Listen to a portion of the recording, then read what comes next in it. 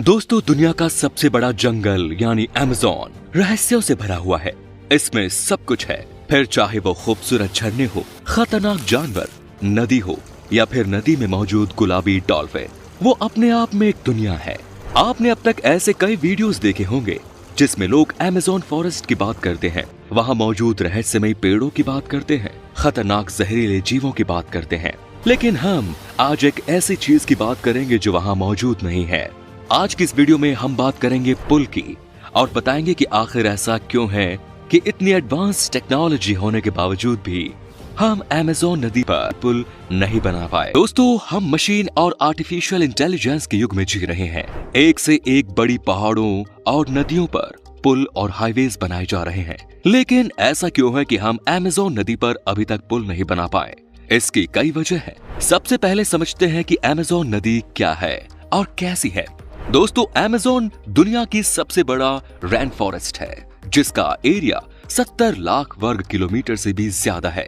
ये जंगल लगभग 5.5 करोड़ साल पुराना है। इसे दुनिया के लंग्स भी कहते हैं, क्योंकि दुनिया की 20% ऑक्सीजन इन्हीं जंगलों में बनती है।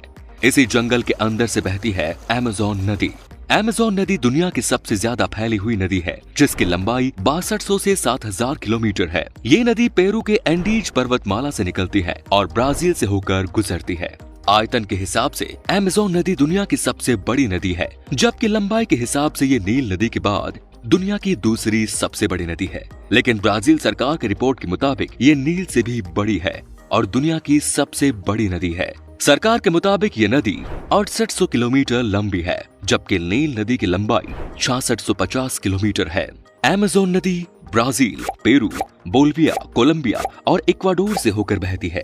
ये पेरू के एंडीज पर्वतमाला से निकलकर पूर्व की ओर बहती हुई अटलांटिक महासागर में मिलती है।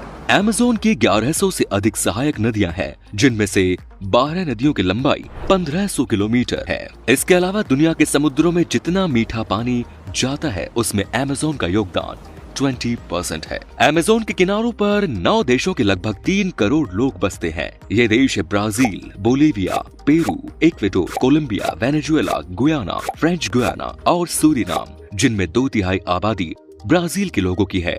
दोस्तों, अब आते हैं मुद्दे पर। जब वहाँ इतनी आबादी है तो क्या उसे विकास नहीं चाहिए? क्या उस आबादी को आसपास के 9 देशों से जोड़ना नहीं चाहिए? आज की आधुनिक तकनीक और शानदार इंजीनियरिंग की दुनिया में ये काफी अजीब लगता है कि अमेज़न पर एक पुल भी नहीं बनाया गया। लेकिन असली सवाल ये है कि क्या अमेज़न नदी पर पुल बनाना संभव भी है? दोस्तों, ये सच है कि अमेज़न नदी पर पुल बनाने में कई चुनौतियां हैं, जिसमें सबसे बड़ी चुनौती है मौसम। क्योंकि शुष्क मौसम को तो नदी इतनी चौड़ी होती ही नहीं कि उस पर पुल बनाया जाए, लेकिन जैसे ही बरसात का मौसम आता है तो नदी का पानी 30 फुट बढ़ जाता है और 3 मील की क्रॉसिंग 30 मील की हो जाती है।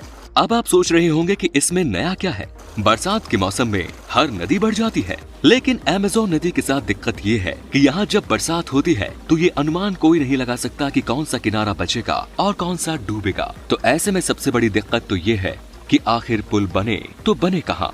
मान लो एक बार को आपने एक पुल बनाकर तैयार भी कर दिया और बरसात में उसे आगे पीछे वाले किनारे पानी में डूब गए, तो फिर वो पुल किस काम का बचेगा?